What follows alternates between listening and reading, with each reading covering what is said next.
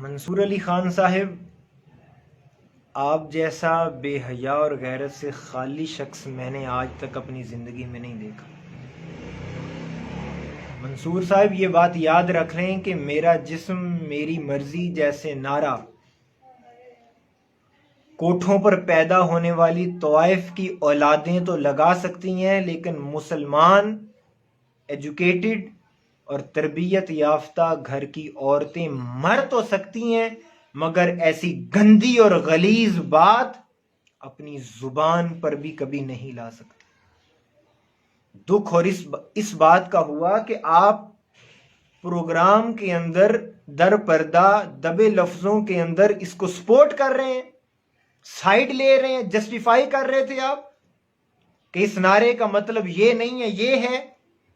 کیا مطلب سمجھا آپ نے کہ راہ چلتی عورت کو کوئی چھیڑے نہ؟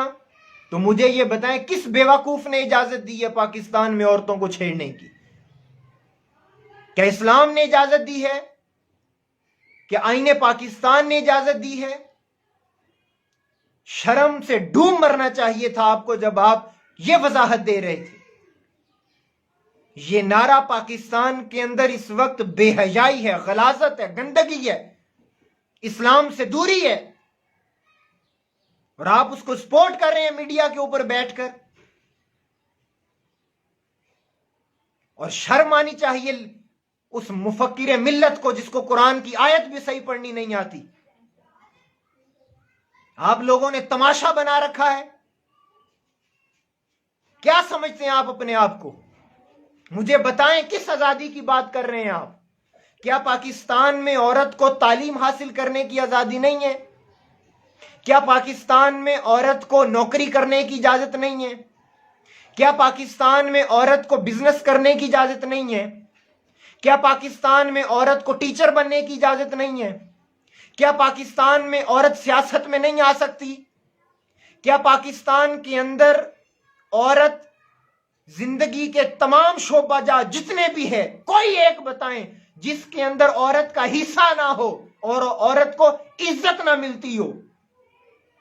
جب زندگی کے تمام شعبہ جات کے اندر عورت کا حصہ بھی ہو اور عزت بھی ہو، تو پھر میرا جسم اور میری مرضی جیسے نعرے، ان کے پیچھے اسلام دشمن طاقتیں ہیں، ملک دشمن طاقتیں ہیں جن کو آپ سپورٹ کر رہے ہیں اظہار آزادی کے نام پر۔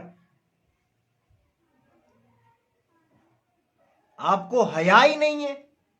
مجھے آپ اس بات کا جواب دیں کہ آپ کو اس بات کا اندازہ بھی ہے کہ ان نتائج، اس نعروں کے پیچھے جو ایفرٹ ہو رہی ہے، آنے والے وقت میں اس کے کتنے خطرناک نتائج ہو سکتے ہیں؟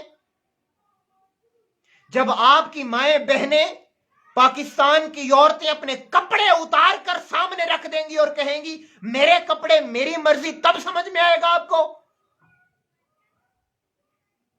آپ کی غیرت ہی ختم ہو گئی کہ آپ میڈیا کے اوپر بیٹھ کر ان کو در پردہ سپورٹ کر رہے تھے۔ آپ کو، مجھے یہ سمجھ نہیں آتی کہ اسلام سے بڑھ کر کون ہے جس نے عورت کو وقار اور عزت دی ہے، آزادی دی ہے۔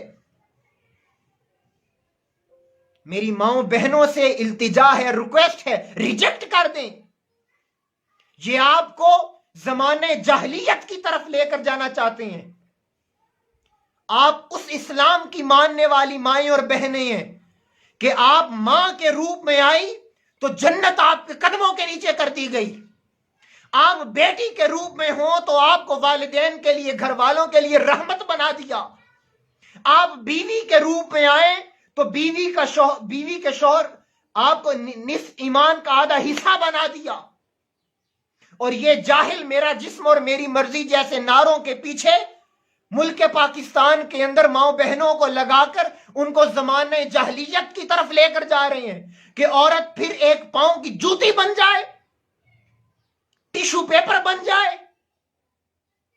کسی بھی طور پر ہم پاکستان کے اندر اس بے حیائی کو فروغ نہیں دے سکتے اور نہ ہی اس کی اجازت دی جا سکتی ہے۔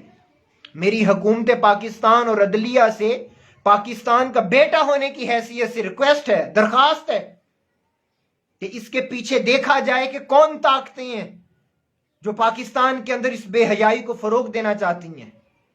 اور میں اپنی تمام ماؤں بہنوں سے یہ بات کرنا چاہتا ہوں. حضرت رابعہ بصری آپ کے پاس ایک عورت آئی اور کہا کہ رابعہ بصری عورت کے تو پلے ہی کچھ نہیں ہے، عورت کے دامن میں کچھ نہیں ہے، عورت کے پلے کچھ بھی نہیں ہے. فرمایا کیا ہوا؟ انہوں نے کہا کہ عورت نہ نبی بن سکتی ہے نہ امام بن سکتی ہے، مصلی امامت پر نہیں آ سکتی، عورت کے پلے ہی کچھ نہیں ہے.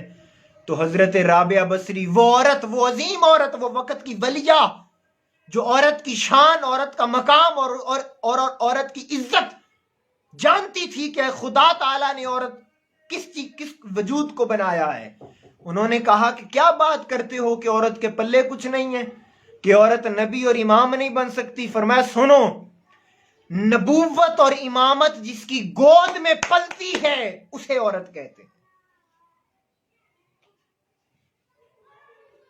اور میں اپنی تمام بہنوں سے یہ ریکویسٹ کرنا چاہتا ہوں کہ میری بہنوں، جس دن تمہیں یہ فلسفہ سمجھ میں آ گیا کہ سب سے قیمتی چیز کو چھپا کے کیوں رکھا جاتا ہے، سب سے قیمتی، مہنگی اور نایاب چیز کو کیوں پردے میں رکھا جاتا ہے اور چھپا کے لوگوں سے رکھا جاتا ہے، اس دن آپ کو یہ بھی سمجھ آ جائے گی کہ اسلام نے آپ کو پردے کا حکم کیوں دیا.